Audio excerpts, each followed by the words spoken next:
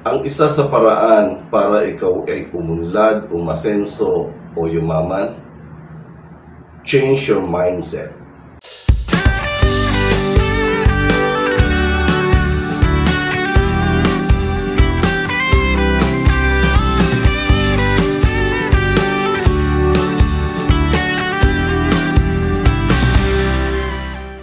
Mapagpalang buhay po sa ating lahat, mga ka-worship. Kamusta na po kayo? Sa araw na ito, ang tatalakayin po natin ay may kinalaman po sa papaano tayo makakaahon sa kahirapan. Okay? Ang mga masasama na lang ba talaga ang nakakatamasa ng kayamanan ng mundong ito? Na ngayon ay nakikita natin sa paligid, nababalitaan natin sa mga news na ang mga korap, sila yung talagang lumalangoy sa mga kayamanan na hindi kanila. Kaya lang po ang problema kasi ito pong kayamanan ito ay masama eh. Ngayon, kung gagawa ka ba ng mabuti, pwede ka bang umasenso? Sa totoo lang mga ka-worship, ang Diyos po, wala siyang balak na maghirap tayo. Yan ang totoo. Ang pangarap niya, ang bawat isa sa atin ay magkaroon talaga ng isang buhay na ganap at kasiyasiya. Pinangako yan ng Panginoon. Ang sabi niya sa John 10:10, "The thief comes only to steal, to kill, and to destroy. But I have come to give them life and have it to the full." Ibig sabihin, ang magnanakaw ay naparito upang magnakaw, pumatay at manira. Pero ang anak ng tao, o sabi ni Jesus, siya ay napunta upang bigyan sila ng buhay na ganap at kasiyasiya. Dalawang stage po ang pangakong ito. Una, pag nakilala mo ang Panginoon on the beginner's level, ikaw ay makakaranas ng buhay na ganap. Okay? Pag sinabing ganap, ibig sabihin satisfied ka na. Okay? May pambayad ka na ng Meralco, may pambayad ka na ng tubig, may pambayad ka na ng internet, at may pambayad ka na sa lahat-lahat kasi nga ganap. Okay? At ang kagandahan nito, hindi tumigil po doon sa salitang ganap. Meron pa siyang kasiyasiya. Ibig sabihin, nabayaran mo na lahat, may sobra pa para makapagpasyal kayo ng iyong pamilya. Mayroon ka pang pamburakay. Ibig sabihin ng Panginoon, mismong ang ating Panginoong Jesus, naparito siya, bibigyan kanya ng buhay na ganap. At pag napagtagumpayan mo ang bagay na yan sa magitan ng isang pananampalataya, isusuko mo sa Kanya, later on, ang buhay mo ay magiging kasiyasiya. Okay? Pwede ba yun? Yes po. Ang Bible po ay nagsulat ng mga napakaraming sitas upang paniwalaan ng mga mananampalataya kagaya mo at kagaya ko na tayo ay pwedeng umunlad ang buhay ayon sa salita ng Diyos. Okay? Ang talagang dapat natin dyan na titingnan ay ang ating takbo ng kaisipan. Okay? Sapagkat ang papaano ka mag-isip, doon pupunta ang iyong paniniwala. Okay? Kaya lumalabas mga kapatid, nasa mindset lang po yan. Magsisimula yan kung paano ang iyong takbo ng kaisipan. Ano mindset mo? Okay? At yan po ang ating pag-aaralan ngayon. Bakit po? Ang topic natin ay the 7 mindset of a godly man destined to become rich or wealthy. Okay? Sa Tagalog, ang takbo ng kaisipan ng isang taong makadiyos na nakadestino upang siya ay yumaman at magtagumpay. Okay? At yan po ang atin pong tatalakayin para sa araw na ito. Ang sitas po na akin pong babasahin ay sa Roman chapter 12 verse 2. Ang sabi po dyan, "Do not conform any longer to the pattern of this world, but rather be transformed by the renewing of your mind. Then you will be able to test and approve what God's will is, good, pleasing, and perfect will." So, yan po ang atin pong take-off passage sapagkat ang sabi diyan, do not conform any longer to the pattern of this world. Ang unang-una mo dapat malaman, dapat hindi ka na kumukonforme sa tinatakbo ng mundong ito. But rather, be transformed by what? By the renewing of your mind. Sabi ng Bible, kinakailangan baguhin mo ang takbo ng iyong pag-iisip nang sa ganun, ma-enjoy mo ang benefit ng pagiging mananampalataya mo sa ating Panginoon, na dito mo marirealize, hindi lang pala kaligtasan ang matatamasa mo, kung hindi pag-angat ng buhay, isang buhay na ganap at kasiya-siya. Ayaw nyo ba yun, di ba? Ibig sabihin, mga ka-worship, tayo po talaga ay meron talagang tendency aangat ang buhay. Okay? Sasabihin, hindi, brother Dong, bakit ang nangyayari halos karamihan sa mga mananampalataya nag-iikahos? Bagay, totoo naman, di ba? Sabi, maraming Christian mahirap. Iba nga, pastor, mahirap eh. Kaya nga po hindi nila natutumbok ang mga sinasabi ng Biblia na dapat nilang pag-aralan at i-adapt sa estilo ng kanilang pamumuhay. Bakit po? Sapagkat ang banal na kasulatan, mga ka-worship, ito po ay magbibigay sa atin ng isang matibay na pundasyon kung ano ang ating paniniwalaan. Ibig sabihin, the mere fact na ikaw ay nagbabasa ng Biblia, ikaw ay nag-i-establish ng iyong paniniwala. Nag-i-establish ka ng iyong pananampalataya. Tandaan niyo po ito, mga kapatid. What you live is what you believe. Ulitin ko. What you live is what you believe. Kung papaano ka mag-isip, ganun din kung papaano ka mamubuhay. Okay? Ibig sabihin, kung ano buhay mo ngayon, kasi ganyan tumakbo ang utak mo. Pag inisip mong mahirap ka lang, maghihirap ka talaga.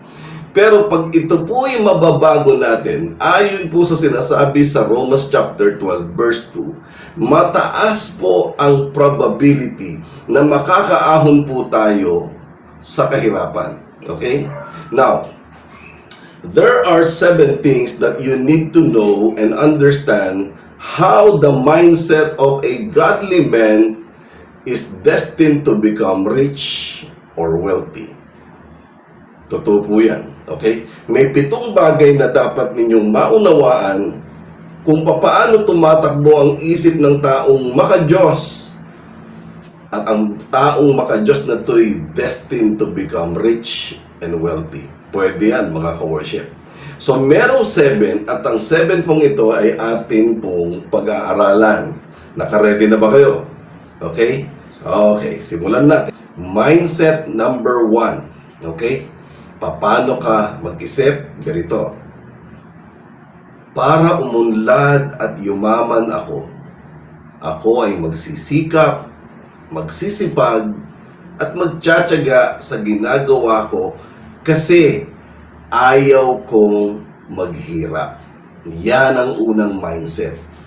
Yung ilalagay mo sa kaisipan mo na para umunlad ako o yumaman ako ay magsisikap, magsisipag, magtsatsaga sa mga ginagawa ko ngayon kasi ayaw kong maghirap. Ang unang mindset, mga ka-worship, ayaw mong maging mahirap. Ayaw mong mabuhay sa kahirapan. At dahil dyan, iseset mo ang mindset mo na dahil nga ayaw mong maging mahirap, ikaw ay magsisipag, magsisikap, at magtsatsaga. Kung kinakailangan na ang gabi ay gagawin mong araw para matapos agad ang isang tungkulin na ipinapagawa sa iyo, gagawin mo. Ganyan po ang unang mindset ng isang taong destined to become rich and wealthy. Na para ako ay umunlad, para ako yumaman, ako ay magsisikap, ako ay magsisipag, ako ay magtsatsaga sa mga ginagawa ko kasi ayaw kong maghirap. Mapapansin po ninyo ang mga taong umaasenso, yung gabi ginagawa nilang araw. Wala silang pakialam. Ang importante, itong nakaset na kondisyon sa utak nila kasi ayokong mabuhay sa ganitong kinalalagayan ko ngayon. Okay? Mapapansin nyo po sa isang lugar na mahirap, tinatawag natin mga squatters area. Ang sinong kabataan dyan ang magsasabing ayoko sa buhay na ito? Pag lumaki ako, aalis ako dito. Alam nyo ano nangyayari? Nakakaalis nga sila. At nakakaahon sila sa kahirapan. Dahil ang unang dineclare nila, ayaw nilang maghirap. At ayaw nila sa ganong buhay na ang nakikita nila sa kanilang mga kapitbahay ay parang mga hayahay na lang. Nile-let go na lang ang takbo ng bawat araw at tinatanggap na lang na sila ay mahirap. Kaya yung unang mindset po ay yung nagdi-declare ka na ayaw kong mahirap, ayaw kong maging mahirap, ayaw kong maghirap. Maliwanag po yan na ikaw ay destined to become rich and wealthy. Okay? Yun po. Yun po yung number 1. Okay, 7 lang naman po ito. So, yung pangalawa naman ay pag-aralan po natin. Mindset number 2. Ganito na naman yan. Para umunlad at yumaman ako, hindi ako mangungutang. At syempre, hindi rin ako magpapautang. Ang keyword sa mindset number 2 ay walang iba kundi salitang utang. Okay? Ganito yan eh. Kung may nahiraman ikaw, ay yun ay gagawin mo lang puhunan at you are going to make sure na makakapagbayad ka sa takdang oras para na sa ganon, hindi mabahiran ang iyong pagkatao, lalong-lalo na hindi mababahiran ang iyong pagkakristyano. Okay? In other words, kung may utang ka man, you are making sure na ang utang na ito, on the certain date, bayad ka kagad dyan. Allergic ka sa salitang utang. Okay? At ang utang man, kung gagawin mo, pang negosyo yan para lalo kang umasenso. Na hindi mo yan hiniram sa kapritsyo mo, kung hindi hiniram mo yan para magdagdag ka ng pondo sa ikayayaman mo sa future. Tandaan nyo, 2 bagay yan. Hindi ka mangungutang at hindi ka rin magpapautang. Okay? Kung gusto mong yumaman, huwag kang mangungutang. Halimbawa, target mo, magkaroon ka ng 100,000, di ba? Eh, ang target mo 100,000, nalalaman nila na meron kang naiipon, ang tendency niya sabihin baka may pera ka dyan, pahiramin mo naman ako. Ay, naku, maniwala ka. Pag ikaw ay nautangan, hindi makakabuelo ang iniipon mo, ang sinesave mong pera, kasi nga, nagpapautang ka. Ayaw mong mautang, tapos nagpapautang ka naman, hindi pwede. Okay? Ganito po ang sikreto para maiwasan nyo ang mga taong humihiram sa inyo. Halimbawa, tok-tok, kumatok. Oh, halika, tuloy ka. Anong atin? Hiram sana ako ng pera. Ganon? Bakit? Kasi baka meron kang 3,000 dyan. Kailangan ko lang. Okay? So may humihiram sa inyo ng 3,000 at kailangan lang niya. Ang gagawin mo ay ganito. Sabihin mo, well, sa ngayon, may pera ako dito, pero hindi aabot sa hinihiram mong 3,000. Ang gagawin ko, eto 1,000. Kaibigan, sa'yo na yan. Hindi yan utang. Okay? Kasi pag utang yan, iisipin mo pa akong bayaran eh.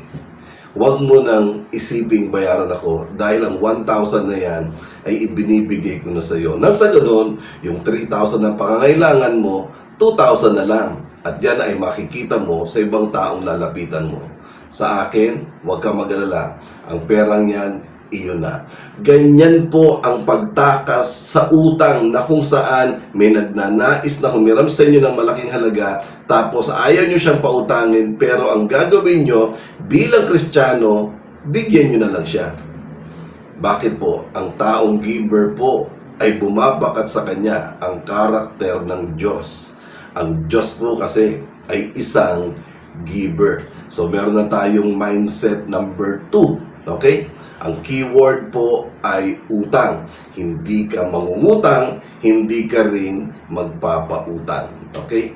Number 3. Okay? Ito na naman. Iisipin mo pa rin. Para umunlad at yumaman ako, hindi ako bibili ng mga bagay na hindi ko naman madalas gamitin. At palaging pinakikinabangan. Kasi sa bandang huli, matatambak lang yan at magiging basura at magiging dagdag pa sa mga iintindihin ko. Okay? In other words, mga kapatid, ang mindset ng isang taong umaasenso, practical. Hindi siya bumibili ng mga bagay na hindi niya kailangan. Okay? Huwag kang ganyan ng ganyan sa Lazada. Huwag kang ganyan ng ganyan sa Shopee. Okay? Kasi pag ginaganyan mo, ma-attract ka sa mga object na pine-present doon at sabihin, mabili ko nga ito, total na ka-sale. Lalo na pag naka-sale, ay nako, maniwala kayo.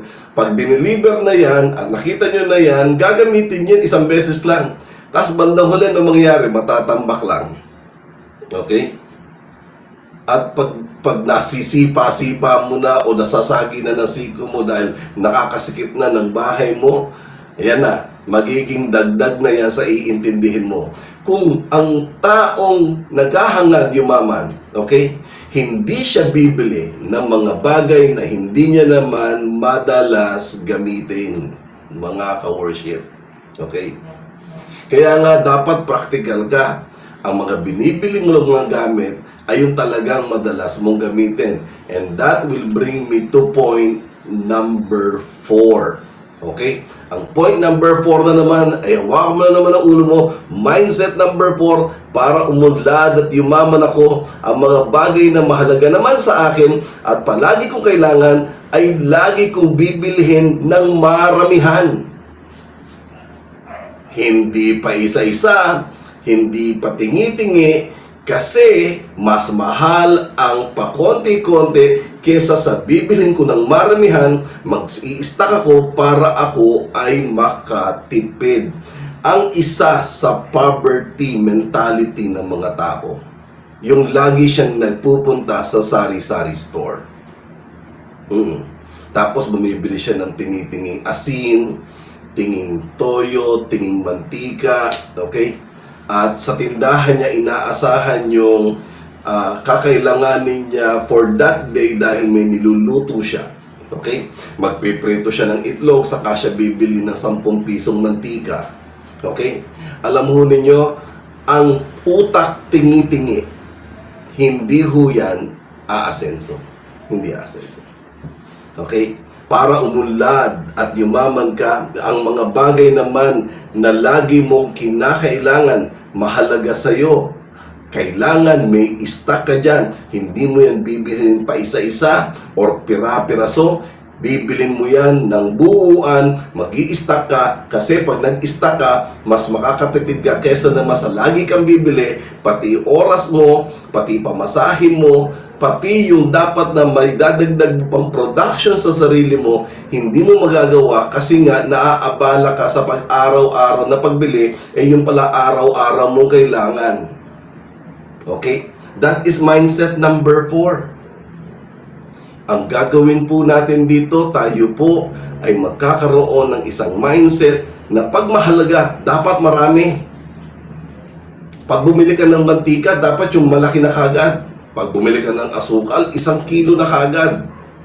Kung halimbawang meron ka talagang kakayanan na bumili ng 2.5 kilos na asukal, kasi kailangan mo siya lagi, mag-stock ka. Kesa sa bibili ka ng asukal, mapapansin mo, yung asukal na dapat ay ganito ang presyo, okay? Mas lalong tataas dahil nga tinutubuan ng sari-sari store. Hindi naman magbebenta ng walang patong, di ba? You could just imagine sa tindahan, pag bibili ka ng mantika na sa isang bote na parang gin na bilog na ganyan, ang presyo po niyan sa palengke ay makakabili ka na ng 1 litrong mantika. Kaya nga mga ka-worship, ang problema sa pagbili ng patingi-tingi, hindi ka asenso eh. Okay? Dahil unang-una, wala kang stock sa bahay. At para gamitin mo ang bagay na yan, practically, lalabas ka muna at bibili. Okay? Paano kung wala ng tindahang mabibilhan? So, ang bagay na ito po ay magiging dahilan para hilahin ka para maghirap at hindi ka aasenso.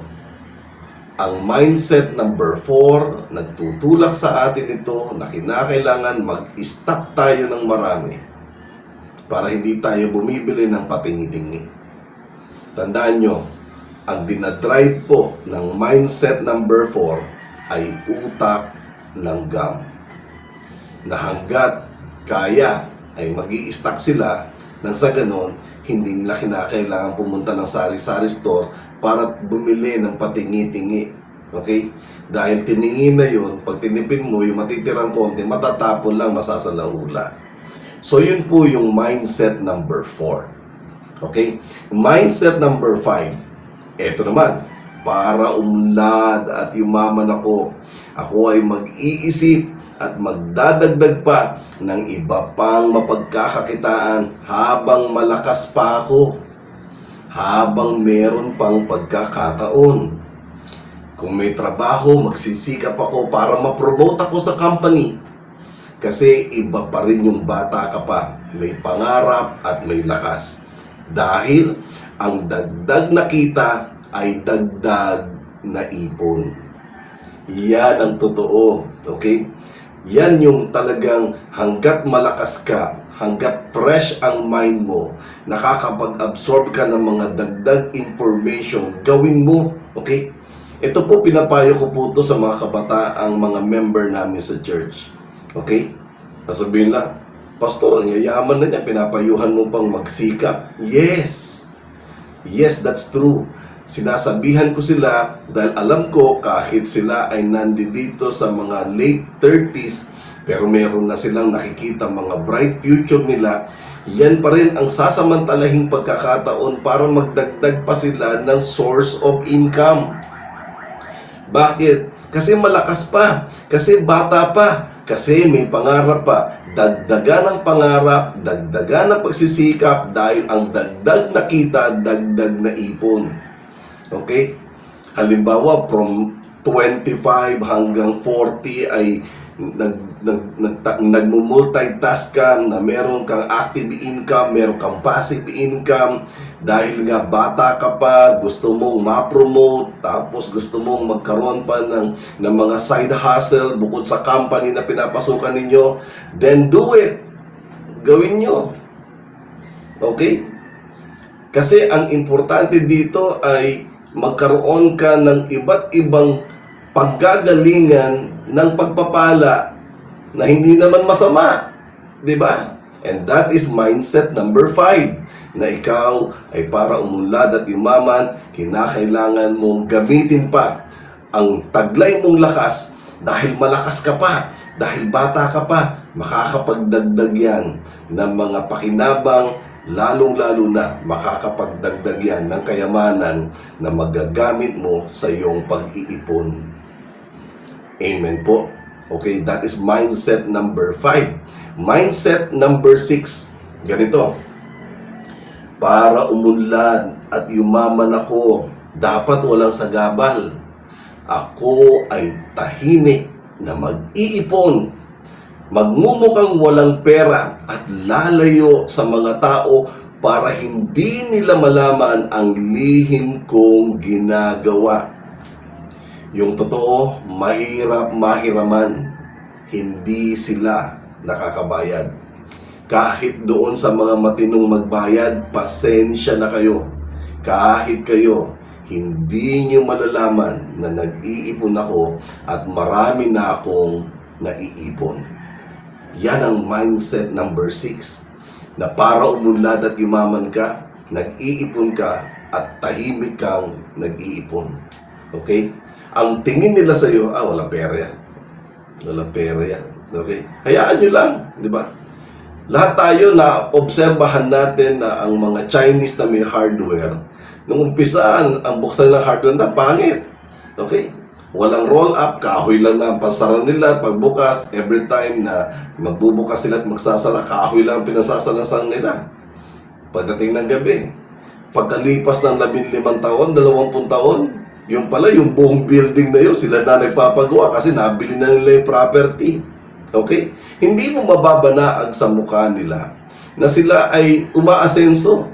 Kasi yung itsura nila ng walang pera at yung itsura nila na meron silang pera, parehas. Mukha silang walang pera, di ba? Yan ang pagkakaiba ng Pinoy. Ang Pinoy po, mahilig mag-flex. Okay? Mahilig na kunyari, umarte-arte ng mayaman na siya, di ba? Kung makaporma, akala mo talagang umaasenso na.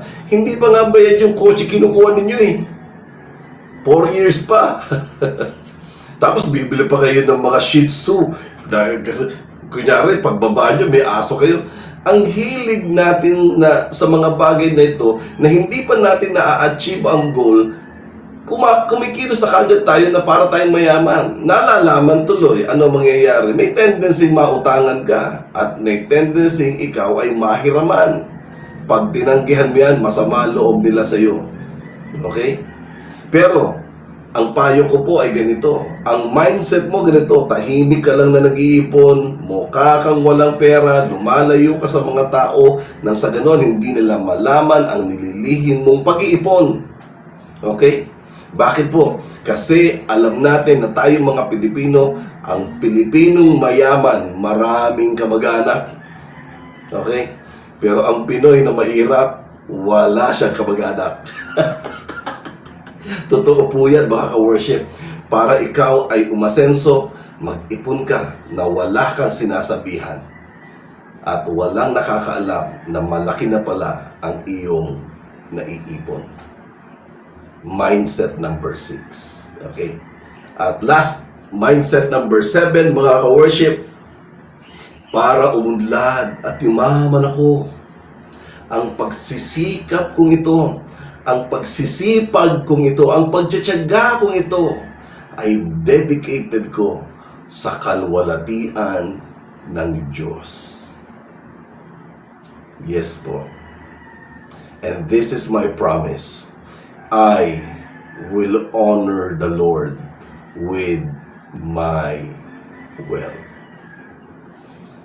Palibasa nga, godly person, ang kanyang nagiging kita ay nagbibigay ng honor sa Panginoon. Okay? Ang tanging nakakaalam lang na ikaw ay umuunlad, Diyos lang. Kasi binabahaginan mo siya ng iyong kaloob sa tuwing pumupunta ka sa lugar ng panambahan. Okay? Dahil mag-iipon ka, binabahaginan mo ang Diyos, tuloy ang naiiwang pera sa iyo, pinagpapala ng Panginoon. Iingatan ng Panginoon. Hindi yan maaagaw, yan ay pag-uunlarin. At pag yan ay punong-puno na, yan ay maraming-marami na. Alam ninyo, ang makikinabang yan ay ang iyong pamilya. Siyempre ikaw, tapos ang asawa mo, at ang iyong mga anak, at ang iyong mga magulang. Si tatay, at saka si nanay. Okay?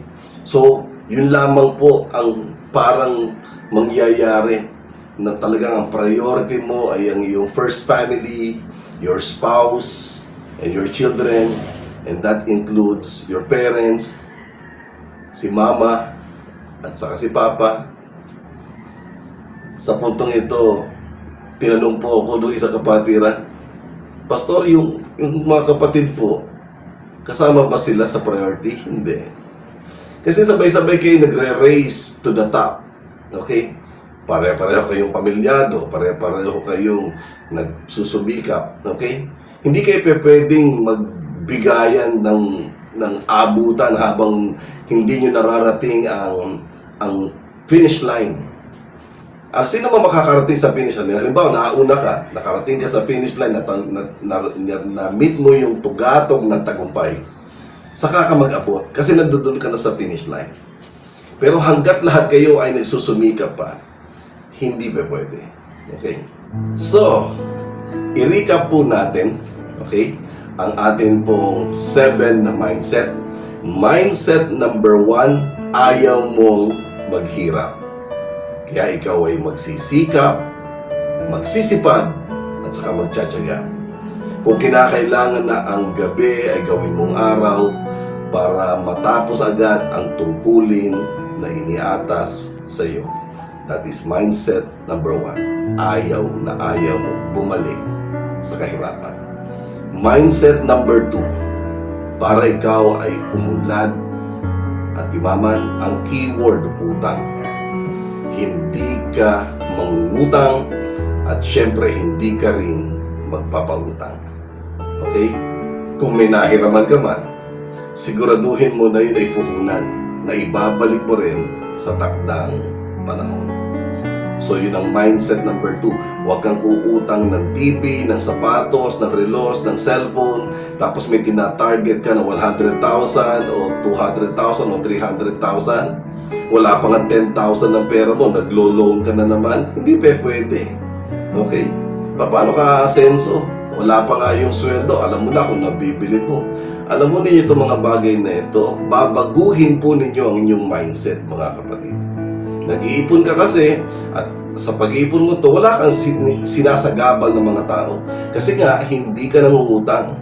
Hindi mo sila pinaperwisyo. At hindi ka rin nagpapautang kasi ayaw mo rin na maperwisyo ka nila. Mindset number 2. Mindset number 3 po, para ikaw ay umunlad at imaman, hindi ka bibili ng mga bagay na hindi mo naman madalas gamitin. Okay? Sa bandang huli, matatambak lang sa bahay, tapos magiging basura lang, tapos magiging dagdag lang sa iintindihin mo. Okay? Huwag kang bibili ng mga bagay na bandang huli ay mailalagay lang sa sulok, bandang huli ay pabigat na, pahirap pa, dadaan ka, masikip, dahil nga binili mo, and then later on nagsisisi ka, ayan, nakakadagdag lang sa iintindihin. Mindset number 4, para ikaw ay umunlad at yumaman, yung mahalaga naman sa iyo na palagi mo kinakailangan, dapat meron kang maraming stock. Okay? Ang keyword dito, bawal ang tingi-tingi. Huwag kang bibili ng patingi-tingi dahil the moment na binili mo yan sa tindahan ng patingi-tingi, mas mahal yan kesa sa bumibili ka ng maramihan. Mindset number 5, para umunlad at yumaman, lagi kang mag-iisip ng mga bagay na makakapagdagdag pa sa iyong pagkakakitaan, na habang malakas, habang may pagkakataon, gawin ang lahat ng paraan para ma-promote, para makatagdag ng negosyo. Kasi nga, bata ka pa, may pangarap at may tinataglay na lakas. Tandaan nyo to, ang dagdag na kita ay dagdag na ipon. Amen. And mindset number 6, para umunlad at yumaman ako, dapat ikaw ay tahimik na nag-iipon. Okay? Pinagmumukha mo silang wala kang pera, lumalayo ka sa mga tao para hindi nila malaman ang lihim mong ginagawa.